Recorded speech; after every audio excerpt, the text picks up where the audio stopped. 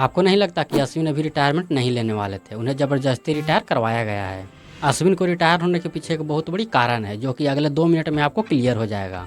और आपको अभी ही बता दें कि IPL 2026 के लिए अभी से ही बहुत से प्लेयरों का ट्रेड हो चुका है और बहुत प्लेयरों का ट्रेड होने वाला है और बहुत से फ्रेंचाइजीज का रिलीज प्लेयर लगभग कन्फर्म हो गए हैं। तो आपको आगे आने वाले वीडियो में बताने वाले हैं। तो आप लोग आगे आने वाले वीडियोज़ के लिए इस चैनल से जुड़ जाइए। और अश्विन का एज भी कोई उतना ज़्यादा खास नहीं था कि अश्विन रिटायर ले लें। अश्विन अभी 38 साल के ही हैं। अगर वो चाहें तो अगले 2-3 साल IPL और भी खेल सकते थे, क्योंकि इसी टीम में 44 साल के महेंद्र सिंह धोनी भी खेलते हैं। तो अश्विन का ऐसा कोई खास ज़्यादा एज भी नहीं हो गया था कि वो रिटायर ले लें। अश्विन के रिटायरमेंट के पीछे के कारण को तो जानेंगे, लेकिन उससे पहले अश्विन के IPL करियर को जान लेते हैं।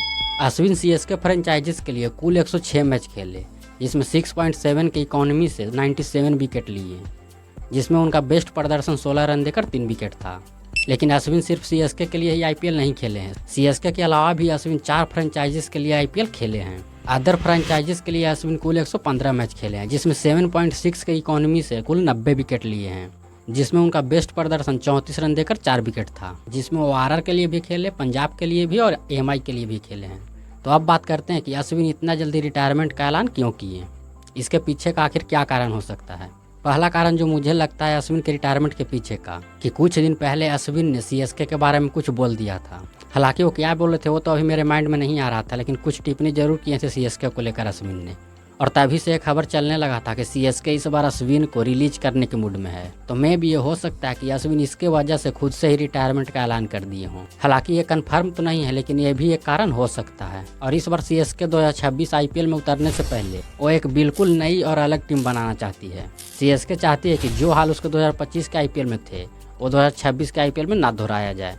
इसके वजह से CSK एक बिल्कुल ही नई और अलग टीम बनाना चाहती है, जिसके लिए CSK के पास एक अच्छा खासा पर्स भी होना जरूरी है, जो कि CSK के पास इसके लिए पहले से कोई इनफ बैलेंस नहीं है।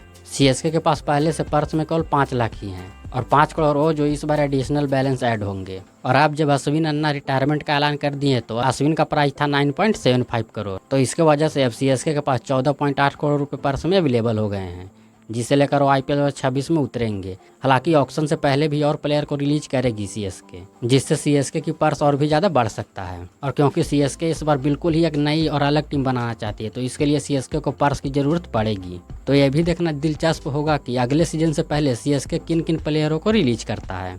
और दूसरा कारण जो मुझे लगता है अश्विन के रिटायरमेंट के पीछे, अश्विन को और भी दूसरे लीग खेलने थे, जो कि BCCI के साथ रहते हुए ऐसा संभव नहीं है, क्योंकि BCCI का ऐसा रूल है कि जब तक आप पूरी फॉर्मेट से रिटायर नहीं हो जाते हैं तब तक आप किसी दूसरे देश में जाकर दूसरे लीग को नहीं खेल सकते हैं।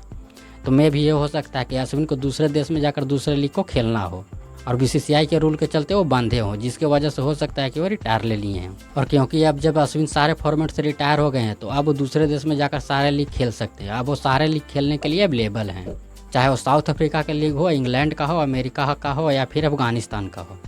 और सारे देश में जाकर अब लीग को खेलने के लिए अवेलेबल हो गए हैं।